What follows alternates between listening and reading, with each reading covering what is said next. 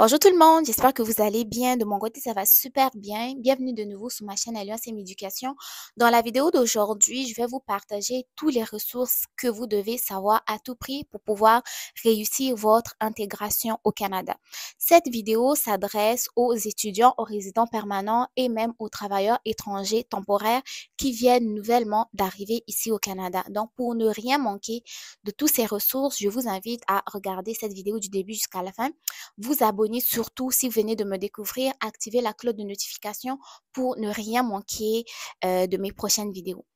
Donc, pour commencer, lorsque vous venez d'arriver au Canada, vous avez besoin de vous procurer à tout prix un numéro d'assurance sociale. Le numéro d'assurance sociale, pour l'avoir, vous devez vous rendre dans un point Service Canada qui se trouve dans toutes les provinces et territoires canadiennes et le service d'octroi du numéro d'assurance sociale est complètement gratuit. Sachez que vous ne pourrez pas travailler et être rémunéré si vous n'avez pas de numéro d'assurance sociale et même pour vous ouvrir un compte bancaire, vous aurez besoin d'un numéro d'assurance sociale. Le numéro d'assurance sociale est confidentiel. Vous n'avez pas à le partager à personne parce que c'est un numéro qui est unique, qui est propre à vous. Si vous le partagez n'importe comment, que ce soit sur les réseaux sociaux ou aux personnes dont vous n'avez pas confiance, sachez que ces personnes-là pourraient usurper votre identité et faire n'importe quoi avec ça. Donc, rappelez-vous que votre numéro d'assurance sociale, c'est comme votre identité numérique ici au Canada. Vous en avez besoin pour faire tout ce qui est administratif au niveau gouvernemental. OK? Donc, très important, rendez-vous dans un point Service Canada, comme vous le voyez ici à l'image. Deuxième élément que vous allez avoir besoin, surtout si vous êtes résident, travailleur étranger temporaire, étudiant étranger, si vous avez besoin de faire une équivalence de diplôme et que vous résidez dans la province du Québec, vous devez vous rendre au niveau du ministère de l'Immigration, Francisation et Intégration du Québec. Vous pouvez soit vous rendre sur leur site internet que je vais épingler dans la barre de description d'information ou appeler le numéro qui va apparaître juste à côté ici pour pouvoir procéder à l'équivalence de diplôme. L'équivalent de diplôme est très important, surtout pour des personnes qui sont diplômées à l'extérieur du Canada, qui veulent venir travailler dans leur domaine et plus tard occuper des postes importants, quoi. Vous savez que au début, on occupe un emploi qui est disponible. Ensuite de ça, on veut gravir les échelons. Et vous savez que l'expérience canadienne est importante, quand je le dis plusieurs fois. Donc, en même temps, vous faites votre évaluation comparative de diplôme. Une fois que vous l'avez, vous pouvez postuler pour l'emploi pour lequel vous désirez. Donc, pour faire l'équivalent de diplôme, que vous soyez résident permanent, étudiant étranger et même travailleur étranger temporaire, rendez-vous sur le site internet du MIFI. Si vous voulez vous rendre dans un point qui est plus physique, appelez sur le numéro qui va apparaître juste à côté ici pour pouvoir le faire. C'est très important, l'équivalent de diplôme. Et pour les étudiants, c'est important aussi dans le sens où ça vous permet d'éviter une rétrogradation de niveau. Rétrogradation de niveau dans quel sens? Si vous avez déjà une licence au pays, vous venez, vous faites une admission dans un centre de formation professionnelle, puis plus tard, vous voulez aller dans un cégep, avoir une équivalent de diplôme, ça va justement aider à ça. Même si des fois, lors de l'admission, elle est déjà compris dans les procédures avant qu'on vous donne l'admission, mais ça vous empêche pas de faire l'équivalence de diplôme, donc très important. Deuxième point, lui, il concerne surtout les chercheurs d'emploi. Je sais que plusieurs d'entre vous, quand vous arrivez ici, vous savez pas trop par où commencer pour trouver un emploi au Canada, en commençant par l'ajustement de votre CV. Vous savez, les CV canadiens et les CV faits dans les pays qui ont été colonisés par les Européens, genre CV européen et tout, c'est pas la même chose parce que y a comme pas c'est pas les mêmes critères, ok? Dans les autres CV, il y a une photo, il y a tout ce qui est information maritale dont on n'a pas vraiment besoin, à savoir marié, père de 3 ou 4 enfants. Les employeurs, pour le moment, là, ici, ils en ont rien à foutre. Donc, ce que vous devez faire lorsque vous venez au Canada et que vous vous lancez dans la procédure pour trouver un emploi, vous allez avoir besoin d'adapter votre CV au marché canadien. Pour ce faire, il faut adapter le CV comme je l'ai dit, mais où? Sachez qu'ici, il y a des services, des programmes, comment je vais dire même des organismes. Organisme, c'est le meilleur mot qui convient.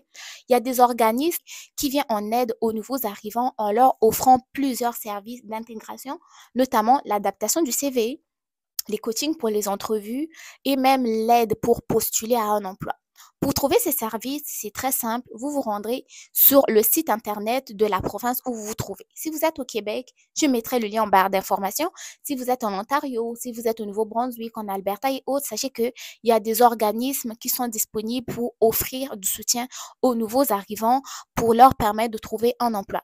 Ces organismes aussi peuvent intervenir dans l'aide à la recherche de logement, tout dépendamment des situations. Je ne dis pas que tous les organismes vont offrir les mêmes services, mais tout dépendamment de la situation dans laquelle vous vous trouvez, allez contacter les organismes, regardez c'est quoi les services qu'ils offrent. S'il y a un service qui vous correspond, bah, allez demander, OK? Donc, n'hésitez pas à consulter, à aller voir leur site internet, appeler au numéro si vous venez d'arriver, que vous avez besoin d'aide pour trouver un emploi ou réorganiser vos CV.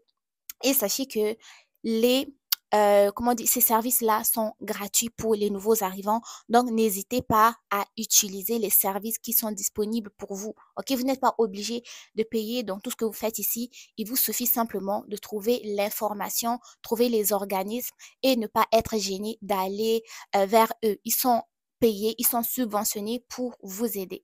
Un autre élément que j'aimerais soulever ou un autre type d'aide qui est disponible que personne ne sait vraiment, c'est les services qui sont offerts par les conseillers d'orientation. Les conseillers d'orientation, ben, sont des professionnels qui sont disponibles ici au Québec et même dans d'autres provinces. Ils vont être là dans les centres de formation professionnelle, dans les cégeps, dans les universités. C'est eux que vous devez voir lorsque vous voulez faire une réorientation de carrière et si vous voulez refaire comme une formation. Par exemple, vous avez étudié en médecine dentaire dans votre pays, vous arrivez ici, ben, finalement, vous êtes intéressé par tout ce qui est travail social.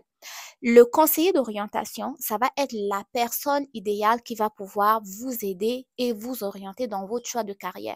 Il va vous parler de la formation, il va vous parler du marché de l'emploi, il va vous parler de tout ce qui est perspective de carrière à travers la formation que vous voulez suivre. Donc, les conseillers d'orientation aussi sont disponibles partout. Leurs services sont gratuits et disponibles. Donc, n'hésitez pas à aller vous renseigner lorsque vous arrivez. Vous commencez votre programme, finalement, vous n'êtes plus intéressé par les soins infirmiers, vous voulez faire génie civil, allez voir le conseiller d'orientation. Et je tiens à préciser que les services qui sont offerts par des conseillers d'orientation sont tant disponibles pour les étudiants canadiens et aussi pour les étudiants étrangers. Donc, n'hésitez pas d'aller les consulter. Dernier point que j'aimerais soulever, c'est celui qui concerne l'assurance maladie. Vous savez, quand on arrive dans un nouveau pays, déjà, il faut qu'on s'acclimate au pays, savoir comment ça fonctionne. C'est pas le moment de tomber malade, mais sauf que vous ne savez pas les imprévus. À un moment donné, sans le vouloir, bah, vous pouvez attraper une grippe qui se transforme en pneumonie. Ensuite de ça, une petite infection urinaire par-ci, par-là. Et lorsque vous êtes étranger, vous savez que les frais en ce qui concerne les soins de santé sont quand même très élevés. Donc, si tu es étudiant, si tu es étranger, comme travailleurs étrangers temporaires et autres, pour les étudiants d'abord, allez vous renseigner au niveau de votre établissement d'enseignement, à savoir quelles sont les assurances privées qui sont disponibles pour les étudiants étrangers. Généralement, quand vous faites affaire avec les assureurs privés qui sont affiliés, je sais pas, à votre établissement d'enseignement, bah, les frais vont être moins élevés que si vous contactez une assurance privée de l'extérieur de votre établissement d'enseignement. Donc, ceux qui vont travailler avec votre école vont vous faire des petits rabais, petites réductions et ça va vous coûter moins cher. Pareil pour les travailleurs étrangers temporaires. Lorsque vous allez être prêt à signer votre contrat d'embauche et autres. Essayez de discuter avec votre employeur à savoir est-ce qu'il y a certains frais d'assurance maladie qui sont compris, est-ce que les soins dentaires, soins de ceci par-là sont compris dans le contrat ou sinon est-ce que votre employeur, s'il fait partie d'une grande entreprise, est-ce qu'il y a des réductions pour les travailleurs et autres. Ça serait très important de le savoir et c'est très important d'avoir une assurance maladie qui va être valide lorsque vous êtes sur le territoire québécois ou canadien et peu importe votre statut parce que vous ne savez pas à quel moment est-ce que vous pourrez tomber malade. Et si vous n'avez pas d'assurance, vous n'avez pas d'argent de côté, alors là, vous allez avoir, vous n'aurez pas le choix que d'aller contracter des prêts qui vont vous donner avec avec des, j'ai oublié même le mot là, avec des taux d'intérêt très élevés, vous allez vous trouver que vous êtes enchaîné, vous savez plus quoi faire pour régler ce genre de dette là. Donc, l'assurance maladie est très importante et n'hésitez pas d'aller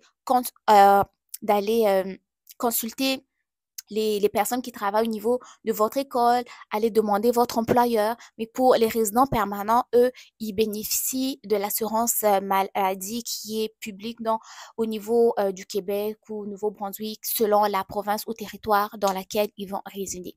Donc, j'espère que cette vidéo vous aura plu. Je voulais pas la faire très longue, mais ça allait, mais elle est vraiment très utile. N'hésitez pas à me dire ce que vous avez pensé dans les commentaires. Si vous voulez avoir des informations sur d'autres ressources aussi, n'hésitez pas à dire dans les commentaires.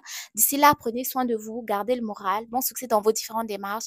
On se dit à très très bientôt pour une nouvelle vidéo. Bye!